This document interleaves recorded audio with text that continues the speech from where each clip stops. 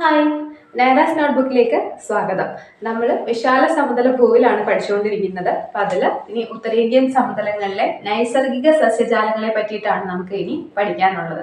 നമ്മൾ ഇതുവരെ സമതലങ്ങളെ പറ്റിയിട്ട് അത്യാവശ്യം ഡീപ്പായിട്ട് 4 സമതലങ്ങളായി തിരിച്ചതും അതുപോലെ വടക്ക് നിന്ന് തെക്കോട്ട് തിരിച്ച കാര്യങ്ങൾ പറഞ്ഞു. പിന്നെ നമ്മൾ അവിടെയുള്ള ഭൂരൂപങ്ങളെ പറ്റി പറഞ്ഞു. ഇങ്ങനെയുള്ള കാര്യങ്ങളെല്ലാം നമ്മൾ ഡിസ്കസ് ചെയ്തിട്ടുണ്ടായിരുന്നു. അതിനുശേഷം നമ്മൾ ക്ലൈമറ്റിലേക്ക് വന്നു, കാലാവസ്ഥയിലേക്ക് വന്നു ഉത്തരേന്ത്യൻ സമതലങ്ങളിലെ. അതും നമ്മൾ വളരെ ക്ലിയർ ആയിട്ട് പറഞ്ഞിട്ടുണ്ട്. ഇതുവരെയുള്ള ക്ലാസ്സുകൾ പ്ലേലിസ്റ്റ് ആയിട്ട് ചെയ്തിട്ടുണ്ട്. അപ്പോൾ കാണാത്തവർ തീർച്ചയായിട്ടും ക്ലാസ്സുകൾ കാണണം. ഇത് കണ്ടതിന് ശേഷം, മുന്നത്തെ ക്ലാസ്സുകൾ കണ്ടതിന് ശേഷമായിരിക്കണം ഈ ക്ലാസ് നിങ്ങൾ ഫോളോ ചെയ്യേണ്ടത്. ഓക്കെ, അപ്പോൾ നമുക്ക് ഇനി പഠിക്കാനുള്ളത് സമതലങ്ങളിലെ നൈസർഗിക സസ്യജാലങ്ങളെ പറ്റിയിട്ടാണ്. അപ്പൊ നമുക്ക് നോക്കാം. ശരി, അപ്പൊ നോക്കൂ, നമ്മൾ മെയിൻ ആയിട്ട് ഒരുപാട് നമുക്ക് എല്ലാ ടൈപ്പും കാണാൻ പറ്റും. ഇപ്പൊ നമ്മുടെ കേരളത്തിൽ എടുത്താൽ പോലും എല്ലാ ടൈപ്പും നമുക്ക് കാണാൻ പറ്റും. പക്ഷെ മെയിൻ ആയിട്ട് നമ്മൾ ഫോക്കസ് ചെയ്യുന്നത് 3 എണ്ണമാണ്. ഏതൊക്കെയാണ്? ഒന്ന്, ഉഷ്ണമേഖല ഇലപൊഴിയും വനങ്ങൾ. ഉഷ്ണമേഖല നമുക്കറിയാലേ, ഉഷ്ണമേഖലയിലാണ് നമ്മൾ നിൽക്കുന്നതെന്നുള്ളത് നമുക്കറിയാം. അപ്പൊ അതിനകത്ത് ഡൗട്ട് ഒന്നും ഇല്ലല്ലോ ആർക്കും. എന്താ, ഇത് നമ്മുടെ ഭൂമിയാണെങ്കിൽ ഇത് ഇക്വേറ്റർ 0 ഡിഗ്രി. നമ്മൾ നിൽക്കുന്നത് ഇക്വേറ്ററിന് മുകളിലേക്കാണ്. നമ്മുടെ ഇന്ത്യയിൽ കൂടെ കടന്നു പോകുന്നത് ഉത്തരായന രേഖയാണ്. 23.5 ഡിഗ്രി കടന്നു പോകുന്നുണ്ട്. അപ്പോൾ നമുക്കറിയാം എന്താ, നമ്മൾ നിൽക്കുന്ന ഉഷ്ണമേഖലയിലാണ് നമുക്കറിയാം. അത് ക്ലിയർ ആണല്ലോ. അപ്പോൾ ഉഷ്ണമേഖലയാണെന്നുള്ളത് ക്ലിയർ ആയി കഴിഞ്ഞാൽ ഇനിയുള്ളത് എന്താണ്? ഉഷ്ണമേഖല ഇലപൊഴിയും കാടുകൾ. ഉഷ്ണമേഖല ഇലപൊഴിയും കാടുകൾ. അതുപോലെ ഉഷ്ണമേഖല മുൾക്കാടുകൾ. ഉഷ്ണമേഖല മുൾക്കാടുകൾ. മൂന്നാമത് ചതുപ്പ് നിലവനങ്ങൾ. ഞാൻ വീണ്ടും പറയുന്നു, എല്ലാ ടൈപ്പും നമുക്ക് കാണാമെങ്കിലും സമതലത്തിൽ മെയിൻ ആയി നമ്മൾ പറയുന്ന എടുത്തു പഠിക്കേണ്ട 3 കാര്യങ്ങളാണ് NCERT പ്രകാരം. ഏതൊക്കെയാണ്? ഉഷ്ണമേഖല ഇലപൊഴിയും വനങ്ങൾ, ഉഷ്ണമേഖല മുൾക്കാടുകൾ, അതുപോലെ ചതുപ്പ് നില വനങ്ങൾ. ഈ ഉഷ്ണമേഖല ഇല പൊഴിയും എന്ന് പറഞ്ഞാൽ നമുക്കറിയാം എന്തുകൊണ്ടാണ് മരങ്ങൾ ഇല പൊഴിക്കേണ്ടി വരുന്നത്? വെള്ളം കുറവുള്ളത് കൊണ്ടാണ് അല്ലെ. ഫോട്ടോസിന്തസിസ് ഒക്കെ നടക്കും നമുക്കറിയാം. അപ്പൊ ഫോട്ടോസിന്തസിസ്, ഇലകൾ കൂടുതലുണ്ടെങ്കിൽ കൂടുതൽ ഫോട്ടോസിന്തസിസ് നടക്കാൻ വേണ്ടിയിട്ടുള്ള വെള്ളം ആവശ്യമുണ്ട്. അപ്പൊ വെള്ളം കുറവുള്ള സ്ഥലങ്ങളിൽ തീർച്ചയായിട്ടും, വെള്ളം കുറവാണെന്നുണ്ടെങ്കിൽ എന്ത് ചെയ്യണം? അവർക്ക് ഇലകൾ പൊഴിക്കണം. ഇത്രയും മനസ്സിലായോ? അപ്പോൾ ഇലകൾ പൊഴിക്കേണ്ട ഒരു സാഹചര്യം വരുന്നു. അപ്പൊ നമുക്ക് മനസ്സിലായി എന്ത്, ഇവിടെ വെള്ളത്തിനെ ആശ്രയിക്കുന്നുണ്ടെന്ന്. അപ്പൊ വെള്ളം എന്ന് പറഞ്ഞാൽ മഴയെ ആശ്രയിച്ചിട്ടുണ്ടെന്നുള്ളത് നമുക്ക് മനസ്സിലായി. അപ്പൊ നോക്കിക്കേ, നമുക്ക് ഇല പൊഴിയും എന്ന് പറയുമ്പോൾ അവിടെ നമ്മളൊരു മഴയുടെ ടെമ്പറേച്ചർ അല്ലെങ്കിൽ സെന്റിമീറ്റർ നമ്മൾ പറയുന്നുണ്ട്. മഴയുടെ സെന്റിമീറ്റർ എത്ര ഇതാണെന്നുള്ളത് നമ്മൾ എടുത്തു പറയുന്നുണ്ട്. അത് നമ്മൾ രണ്ടായിട്ട്, വരണ്ടതെന്നും ആർദ്ര ഇലപൊഴിയും വനങ്ങളെന്നും അതുപോലെ വരണ്ട ഇലപൊഴിയും വനങ്ങളെന്ന് രണ്ടായി തിരിക്കുന്നു. എന്താണ് പറഞ്ഞത്? സമതലത്തില് 3 വനങ്ങൾ അല്ലെങ്കിൽ നൈസർഗിക സസ്യജാലങ്ങളെ പറ്റി പഠിക്കുമ്പോൾ 3 എണ്ണം നമ്മൾ എടുത്തു പഠിക്കുന്നു. ഉഷ്ണമേഖല ഇലപൊഴിയും, ഉഷ്ണമേഖല മുൾക്കാട്, ചതുപ്പ് നില വനങ്ങൾ. അതില് നമ്മൾ വീണ്ടും ഇലപൊഴിയും എടുത്തിരിക്കുന്നു. അപ്പോൾ ഉഷ്ണമേഖലയാണ് നമ്മൾ സ്ഥിതി ചെയ്യുന്നത്, ഈ സമതലം സ്ഥിതി ചെയ്യുന്നതെന്നുള്ളത് നമുക്ക് ക്ലിയർ ആയി. നമ്മുടെ ഉത്തരായന രേഖ കടന്നു പോകുന്ന സംസ്ഥാനങ്ങളൊക്കെ തന്നെയാണ് നമ്മുടെ സമതലങ്ങളിൽ ഉൾക്കൊള്ളുന്നത്. അതൊക്കെ ക്ലിയർ അല്ലേ? അപ്പോൾ ഉഷ്ണമേഖല ഇലപൊഴിയും വരാനുള്ള ചാൻസ് അവിടെ മഴയെ ഡിപ്പെൻഡ് ചെയ്തിട്ടാണ്. അപ്പോൾ അങ്ങനെ നമ്മൾ ആ മഴയുടെ ഒരു സെന്റിമീറ്റർ കണക്കാക്കിക്കൊണ്ടിട്ട് നമ്മൾ രണ്ടായിട്ട് തിരിക്കുന്നു. എങ്ങനെയാണ്? വരണ്ട ഇലപൊഴിയും വനങ്ങളെന്നും അതുപോലെ ആർദ്ര ഇലപൊഴിയും വനങ്ങളെന്നും. വരണ്ട ഉഷ്ണമേഖല ഇലപൊഴിയും വനങ്ങൾ, അതുപോലെ ആർദ്ര ഉഷ്ണമേഖല ഇലപൊഴിയും വനങ്ങൾ. ഇനി ക്ലിയർ ആയിട്ട് നോക്കിക്കോ, വരണ്ടതാണ്. അപ്പോ വരണ്ടത് എന്ന് പറയുമ്പോ വരണ്ടത്, അപ്പൊ നമുക്കൊരു മഴയുടെ സെന്റിമീറ്റർ നമ്മൾ പഠിക്കുകയാണ്. 70 മുതൽ 200 സെന്റിമീറ്റർ വരെ മഴ ലഭിക്കാവുന്ന മേഖലകളിലാണ് നമുക്ക് ആരെ കാണാൻ സാധിക്കുന്നത്? ഇലപൊഴിയും വനങ്ങൾ കാണാൻ സാധിക്കുന്നത്. 200-ന് മേളിലാണെന്നുണ്ടെങ്കിൽ അവിടെ നിത്യഹരിത വനങ്ങളായിരിക്കും നമുക്ക് കാണാൻ കഴിയുന്നത്. അവിടെ ഇല പൊഴിക്കേണ്ട കാരണമുണ്ടോ? ഇപ്പൊ നമ്മുടെ സൈലന്റ് വാലി ഭാഗത്ത് അല്ലെങ്കിൽ വടക്ക് കിഴക്കൻ സംസ്ഥാനങ്ങളിലൊക്കെ നമ്മൾക്ക് നിത്യഹരിത വനങ്ങൾ കാണാൻ സാധിക്കുന്നത് എന്തുകൊണ്ടാണ്? നിത്യഹരിതമാണ്. കാരണം അവിടെ ഫുൾ ടൈം പച്ചപ്പുണ്ട്, മഴയുണ്ട്. അപ്പൊ നമ്മൾ ശ്രദ്ധിക്കേണ്ടത് 200 സെന്റിമീറ്ററിന് താഴെ, എവിടെ 70 സെന്റിമീറ്ററിന് മുകളിലും 70 സെന്റിമീറ്ററിന് താഴോട്ടൊക്കെ പോകുമ്പോൾ പിന്നെ അവിടെ മഴയില്ല എന്നുള്ളൊരു കൺസെപ്റ്റിലേക്ക് വന്നു. 25 സെന്റിമീറ്ററിന് താഴേക്ക് പോയാൽ അവിടെ ഡെസേർട്ടായി, മരുഭൂമിയായി. അപ്പൊ മുൾക്കാടുകളൊക്കെ കാണുന്ന ഒരു ഏരിയ ആയിരിക്കും ഇത് ഈ 70 താഴെ എന്ന് പറയുന്നത്. അവിടെ നിൽക്കട്ടെ, നമുക്ക് പഠിക്കേണ്ടത് ഇപ്പോൾ നമ്മൾ ഉഷ്ണമേഖലയിൽ വരണ്ട ഇലപൊഴിയും കാടുകളും അതുപോലെ ആർദ്ര ഇലപൊഴിയും കാടുകളുമാണ് നമ്മൾ പഠിച്ചുകൊണ്ടിരിക്കുന്നത്. അപ്പൊ അതില് ശ്രദ്ധിക്കൂ, നമ്മൾ പഠിക്കുന്നത് 70-നും 200-നും ഇടയിലുള്ള സെന്റിമീറ്റർ ആണ്. അപ്പോൾ 200-ന് മേലാണെങ്കിൽ അവിടെ നിത്യഹരിത ആണെന്നുള്ള ഒരു ജസ്റ്റ് ഒന്ന് ഓർത്ത് വെച്ചിരിക്കാം. അപ്പോൾ ഇനി 70-നും 200-നും ഇടയിൽ അതിൽ തന്നെ നമ്മൾ 2 ക്ലാസിഫിക്കേഷൻ കൊടുക്കാൻ വേണ്ടി പോവാണ്. എങ്ങനെയാണ്? 70-നും 100-നും ഇടയിലാണെങ്കിൽ 70-നും 100-നും ഇടയിലാണെങ്കിൽ അതെന്തായി മാറും? വരണ്ട ഉഷ്ണമേഖല ഇലപൊഴിയുമായി മാറി. വരണ്ട ഉഷ്ണമേഖല ഇലപൊഴിയും കാടുകളായിട്ട് അല്ലെങ്കിൽ വനങ്ങളായിട്ട് മാറി. മനസ്സിലായോ? എങ്ങനെയാണ്? 70-നും 100-നും ഇടയിലാണെങ്കിൽ. അപ്പൊ നമുക്കിനി അടുത്തൊരു ഗ്യാപ്പ് കിട്ടി. ഏതാണ്? നമ്മൾ 200 സെന്റിമീറ്ററിന് താഴെയാണ് പറഞ്ഞിരിക്കുന്നത്. അങ്ങനെയാണെങ്കിൽ 100-നും 200-നും ഇടയിലാണ് ആര് വരുന്നത്? ആർദ്ര ഇലപൊഴിയും വനങ്ങൾ കാണുന്നത്. ആർദ്ര ഇലപൊഴിയും വനങ്ങൾ കാണുന്നത്. ക്ലിയർ ആണോ? അപ്പോ ഒന്നും പഠിച്ചിട്ടില്ല, ക്ലിയർ ആണ്. നോക്കിക്കോ, നമ്മൾക്ക് 3 ടൈപ്പ്. അതില് നമ്മൾ എടുത്തു പഠിച്ചു ഉഷ്ണമേഖല ഇലപൊഴിയും വനങ്ങൾ.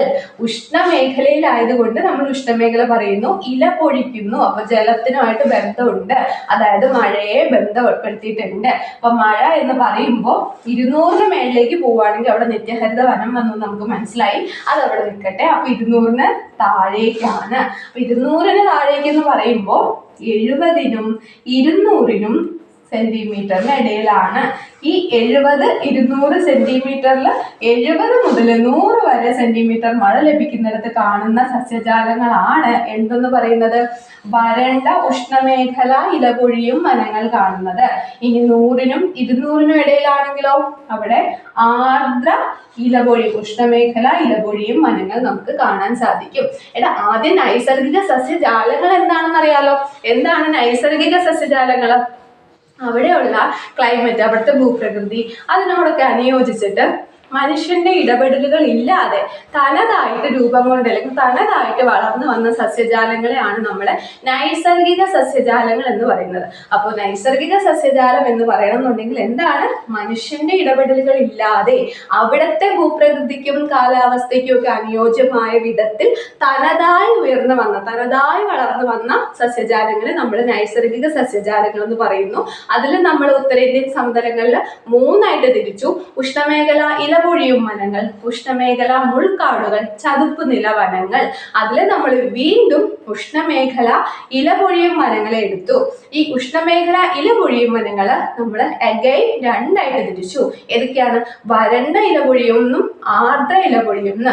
ഈ വരണ്ടതാണെങ്കിൽ അവിടെ മഴ തീരെയും കുറവ്. അപ്പോൾ നമ്മൾ 70-നും 100-നും ഇടയിൽ സെന്റിമീറ്റർ മഴ ലഭിക്കുന്നിടത്താണ് എന്ന് നമ്മൾ പഠിച്ചു. അതുപോലെ ആർദ്രമാണെങ്കിൽ 100-നും 200 സെന്റിമീറ്ററിനും ഇടയിലാണ്. ക്ലിയർ ആണോ? ക്ലിയർ ആണോ? ഇനി നമുക്കിവിടെ പഠിക്കേണ്ടത് നമ്മളുടെ എവിടെയൊക്കെ കാണുന്നുള്ളതാണ്. ഈ വരണ്ടത് കാണുന്നത് UP-യുടെ വരണ്ട പ്രദേശങ്ങളിലും, അതായത് ഉത്തർപ്രദേശിന്റെ ഉത്തർപ്രദേശ് സമതലങ്ങളിലെ വരണ്ട പ്രദേശങ്ങളിലും അതുപോലെ ബീഹാറിന്റെ പ്രദേശങ്ങളിലും ഒക്കെയാണ് നമുക്ക് ആരെ കാണാൻ സാധിക്കുന്നത്? നമ്മുടെ വരണ്ട ഉഷ്ണമേഖല ഇലപൊഴിക്കും വനങ്ങൾ കാണാൻ സാധിക്കുന്നത്. ഉഷ്ണമേഖല ഇലപൊഴിക്കും വനങ്ങൾ കാണാൻ സാധിക്കുന്നത് എവിടെയാണ്? UP-യിലും ബീഹാറിലും. അതുപോലെ ആർദ്ര ഉഷ്ണമേഖല ഇലപൊഴിയും വനങ്ങൾ നമുക്ക് കാണാൻ സാധിക്കുന്നത് എവിടെയൊക്കെയാണ്? നമ്മുടെ ടെറായി ഭാബർ മേഖല. നമ്മൾ ടെറായി ഭാബർ എവിടെ പഠിച്ചു? നമ്മൾ വടക്ക് നിന്ന് തെക്കോട്ട് തിരിച്ചില്ലേ? ഇന്ത്യയിൽ നമ്മുടെ ഉത്തരേന്ത്യൻ സമതലത്തിനെ തിരിച്ചപ്പോ വടക്ക് നിന്ന് തെക്കോട്ട് നമ്മൾ തിരിച്ചു. എങ്ങനെ? ഭാബർ, ടെറായി, എക്കൽ സമതലങ്ങൾ. ഒന്ന് നോക്കിക്കേ. അപ്പൊ ഇവിടെ ആരുണ്ടായിരുന്നു? ശിവാലിക് അല്ലെ? നമ്മൾ പറഞ്ഞായിരുന്നു ശിവാലിക്, ഹിമാദ്രി, ഹിമാചൽ, ശിവാലിക് എന്ന് പറഞ്ഞാൽ നമ്മൾ തിരിച്ച ശിവാലിക്കിന്റെ താഴ്വര ഭാഗത്തും അതുപോലെ ബാബർ, ടെറായി, ഈ ശിവാലിക്കിന്റെ താഴ്വര ഭാഗമായിട്ട് അത് തന്നെ വരും. ബാബർ ടെറായി മേഖലയൊക്കെ കാണാത്തവർ, ക്ലാസ്സുകൾ കാണാത്തവർ മുന്നത്തെ ക്ലാസ് കണ്ടു കഴിഞ്ഞാൽ ആ ഭാഗമൊക്കെ ക്ലിയർ ആയി കിട്ടുമേ. അപ്പൊ ശിവാലിക്കിന്റെ താഴ്വര ഭാഗത്ത്, ടെറായി ഭാബർ പ്രദേശങ്ങളില്, അതുപോലെ ഒഡീഷ വെസ്റ്റ് ബംഗാളിലൊക്കെയാണ് നമുക്ക് എന്ത് കാണുന്നത്? ഒഡീഷയുടെയും വെസ്റ്റ് ബംഗാളിന്റെ എല്ലാ ഭാഗമല്ല, ചില ഭാഗങ്ങളിലാണ് നമുക്ക് ആരെ കാണാൻ സാധിക്കുന്നത്? ആർദ്ര ഇലപൊഴിയും വനങ്ങൾ കാണാൻ സാധിക്കുന്നത്. ക്ലിയർ ആയെന്ന് വിശ്വസിക്കുന്നു. ഒന്നുകൂടി ഞാൻ പറയാണ്, നമ്മൾ പഠിക്കുന്നത് നൈസർഗിക സസ്യജാലങ്ങളെ, സമതലങ്ങളിലെ നൈസർഗിക സസ്യജാലങ്ങൾ, അത് നമ്മൾ ഉഷ്ണമേഖല ഇലപൊഴിയും വനങ്ങളെന്നും ഉഷ്ണമേഖല മുൾക്കാടുകളെന്നും അതുപോലെ ചതുപ്പ് നിലവനങ്ങളെന്നും തിരിച്ചു. അതിൽ നമ്മൾ വീണ്ടും ഉഷ്ണമേഖല ഇലപൊഴിയും എടുത്തു. ഈ ഉഷ്ണമേഖല ഇലപൊഴിയും രണ്ടായി തിരിക്കുന്നു, വരണ്ടതെന്നും ആർദ്രമെന്നും. വരണ്ടതാവണമെങ്കിൽ അവിടെ മഴ തീരെ കുറവ്, 70-നും 100-നും ഇടയിലാണ് അവിടെ നമുക്ക് മഴ ലഭിക്കാൻ ചാൻസ് ഉള്ളത്. ഇനി 100-നും 200-നും ഇടയിലാണെങ്കിൽ അവിടെ ആർദ്രമാണ്. അപ്പൊ നമുക്ക് കാണാൻ സാധിക്കുന്നത് എന്തൊക്കെയാണ്? യു പിയിലും ബീഹാറിലുമാണ് നമുക്ക്, യു പിയുടെ സമതലങ്ങളുടെ വരണ്ട ഭാഗങ്ങളിലും ബീഹാറിന്റെ ഭാഗങ്ങളിലുമാണ് നമുക്ക് വരണ്ട ഉഷ്ണമേഖല ഇലപൊഴിയും വനങ്ങൾ കാണുന്നതെങ്കിൽ ആർദ്രം കാണുന്നത് എവിടേക്കാണ്? നമ്മുടെ ബാബർ ടെറായി മേഖല, അതായത് ശിവാലിക്കിന്റെ താഴ്വര, ബാബർ ടെറായി. അതുപോലെ എക്കൽ വേണ്ട, ഞാൻ തിരിച്ചു തന്നെ. അപ്പൊ ബാബർ ടെറായി, അത് നമ്മുടെ ശിവാലിക് താഴ്വര, ഒഡീഷ വെസ്റ്റ് ബംഗാളിന്റെ ഭാഗങ്ങളിലാണ് നമുക്ക് ആരെ കാണാൻ സാധിക്കുന്നത്? ആർദ്ര ഇലപൊഴിയും വനങ്ങൾ കാണാൻ സാധിക്കുന്നത്. ക്ലിയർ? അപ്പോ ഇനി ഇവിടെയുള്ള മരങ്ങൾ ഏതൊക്കെയാണ് നമുക്ക് കാണാൻ സാധിക്കുന്നത്? തേക്ക്, സാല്, ശിശാം, മഹുവ, നെല്ലി, ചന്ദനം. തേക്ക്, സാല്, ശിശാം, മഹുവ, ചന്ദനം, നെല്ലി. എടാ ഇത് ഒന്ന് നോക്കണേ, ഇത് നമുക്ക് അറിയാവുന്ന മരങ്ങളല്ലേ? ഈ ഇല പൊഴിക്കും എന്ന് പറഞ്ഞിട്ട് നമുക്ക് അറിയാവുന്നതല്ലേ? നെല്ലി, ചന്ദനം, തേക്ക് നമുക്ക് കോമൺ ആയിട്ട് അറിയാവുന്ന കാര്യങ്ങളല്ലേ? അപ്പോ തേക്ക്, നെല്ലി, ചന്ദനം നമുക്ക് ഇലപൊഴിക്കും എന്നുള്ള രീതിയിൽ നമ്മൾക്ക് അറിയാവുന്ന കാര്യങ്ങളാണ്. ബാക്കി നമുക്ക് ആരെ പഠിച്ചാൽ മതി? സാല്, ശിശാം, മഹുവ. ജസ്റ്റ് ഒന്ന് വായിച്ചിരിക്കാം. അപ്പോ നമുക്ക് കിട്ടിയാൽ മാത്രം മതി. അപ്പോ തേക്ക്, സാല്, ശിശാം, മഹുവ, നെല്ലി, ചന്ദനം ഇതൊക്കെയാണ് നമുക്ക് ഈ ഒരു ഭാഗത്ത് കാണാൻ സാധിക്കുന്നത്. ക്ലിയർ ആണോ? ഇത്രയും മരങ്ങളാണ്. അതുപോലെ തന്നെ ഈ ഭാഗത്തുള്ള പ്രത്യേകത എന്ന് പറയുന്നത് നമുക്കൊരു മൈതാന ദൃശ്യമായിട്ട് നമുക്ക് ഫീൽ ചെയ്യും. കാരണം ഇല പൊഴിച്ച് നിൽക്കുന്ന സമയത്ത് പുൽമേടുകൾ ഉണ്ടാവും. അപ്പോൾ ഇല പൊഴിച്ചും കൂടെ നിൽക്കുമ്പോൾ മരങ്ങൾ ഇങ്ങനെ എഴുന്നേറ്റ് നിൽക്കുന്ന ഒരു മൈതാന, ഒരു പുൽമേടായിട്ടൊക്കെ നമുക്ക് ഫീൽ ചെയ്യാനുള്ള ഒരു മേഖലയും കൂടെയാണ് ഈ പറയുന്ന ഉഷ്ണമേഖല ഇലപൊഴിയും വനങ്ങൾ എന്ന് പറയുന്നത് കേട്ടോ. അത് അത്രയാണ് നമുക്ക് അവിടെ പറയാനുള്ളത്. ഇനി നമുക്ക് എവിടെയാണ്? ഉഷ്ണമേഖല മുൾക്കാടുകളാണ്. അടുത്തതാണ് ഉഷ്ണമേഖല മുൾക്കാടുകൾ. അപ്പോ നമുക്ക് മനസ്സിലായി, ഉഷ്ണമേഖല മുൾക്കാട് എന്ന് പറയുമ്പോൾ മഴ വീണ്ടും കുറഞ്ഞല്ലേ? നമ്മുടെ രാജസ്ഥാൻ ഭാഗത്തേക്ക് അല്ലെങ്കിൽ പഞ്ചാബിന്റെ ഹരിയാനയുടെ ഒക്കെ തെക്ക് പടിഞ്ഞാറൻ ഭാഗങ്ങളിലേക്കൊക്കെ വരുമ്പോഴാണ് നമുക്ക് ആരെ കാണാൻ സാധിക്കുക? മുൾക്കാടുകൾ കാണാൻ സാധിക്കുക. മുൾക്കാട് എന്ന് പറഞ്ഞാൽ അപ്പൊ എന്താ, ഇവിടെ നമ്മൾ ഇല പൊഴിക്കൽ മാത്രമേ ഉള്ളൂ. മഴ ഉണ്ട്, അപ്പൊ നമുക്ക് ഇല പൊഴിച്ച് ആ മഴ ഇല്ലാത്ത സമയം ഒന്ന് അഡ്ജസ്റ്റ് ചെയ്താൽ മതി. അപ്പൊ മുൾക്കാട് എന്ന് പറഞ്ഞു കഴിഞ്ഞാൽ അവിടെ ഇല നമുക്കറിയാം, ഡെസേർട്ട് ഏരിയയിലോട്ടൊക്കെ പോകുമ്പോൾ നമ്മൾ കാണുന്നതാണ് എന്ത്? മുൾച്ചെടികൾ എന്ന് പറയുന്നത്. അപ്പൊ അതിന് ഇലയില്ല. അതെന്തുകൊണ്ടാണ്? അപ്പൊ വെള്ളം തീരെ കുറവുള്ള മേഖലയിലാണ് നമുക്ക് ആരെ കാണാൻ സാധിക്കുക? മുൾക്കാടുകൾ കാണാൻ സാധിക്കുന്നത്. അപ്പൊ ഈ മുൾക്കാടുകൾ എന്ന് പറയുമ്പോൾ അവിടെയുള്ള മരങ്ങളാണ് ബാബുല്, ഖൈർ, വേപ്പ്, ഗജ്രി, പലാസ്. അതുപോലെ നമ്മളിവിടെ ഒരു പുൽവർഗത്തിനെ എടുത്ത് പറയുന്നുണ്ട്. 2 മീറ്റർ ഹൈറ്റോളം വളരുന്ന ഒരു ടസോക്കി എന്ന് പറഞ്ഞിട്ട് ഒരു പുൽവർഗത്തിനെ പറയുന്നുണ്ട്. ഇങ്ങനത്തെ ഒരു പുൽവർഗ്ഗമാണ്. ജസ്റ്റ് നിങ്ങൾക്ക് ഗൂഗിൾ ചെയ്താലൊക്കെ കിട്ടും.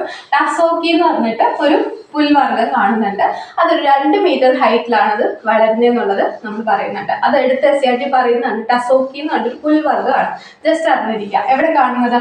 നമ്മുടെ ഉഷ്ണമേഖല മുൾക്കാടുകളിൽ കാണുന്നത്. അപ്പോൾ ഉഷ്ണമേഖല മുൾക്കാട് എന്ന് പറഞ്ഞാൽ നമുക്ക് മനസ്സിലായി രാജസ്ഥാൻ ഭാഗം വരും, പഞ്ചാബ് ഹരിയാന ഭാഗം വരും. പഞ്ചാബ് ഹരിയാനയുടെ എല്ലാ ഭാഗമാണോ? നമ്മൾ സമതലത്തിൽ 4ആയിട്ട് തിരിച്ചപ്പോൾ നമുക്ക് മനസ്സിലായി. നമ്മൾ ഡീപ്പായിട്ട് പഠിച്ച് വന്ന ആൾക്കാരാണ്. അതാണ് ഞാൻ പറഞ്ഞത്, മുന്നത്തെ ക്ലാസ്സുകൾ കണ്ടിട്ട് വേണം ഈ ക്ലാസ് കാണാനെന്നുള്ളത്.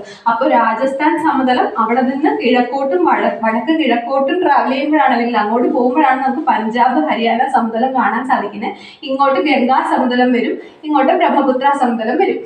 അപ്പൊ അതില് നമുക്ക് കാണാൻ സാധിക്കുന്ന മുൾക്കാടുകൾ എവിടേക്കാണ്? പഞ്ചാബ് ഹരിയാന സമതലത്തിന്റെ പടിഞ്ഞാറൻ ഭാഗങ്ങളിലും രാജസ്ഥാന്റെ ഭാഗങ്ങളിലൊക്കെയാണ് നമുക്ക് ഉഷ്ണമേഖല മുൾക്കാടുകൾ കാണാൻ സാധിക്കുന്നത്.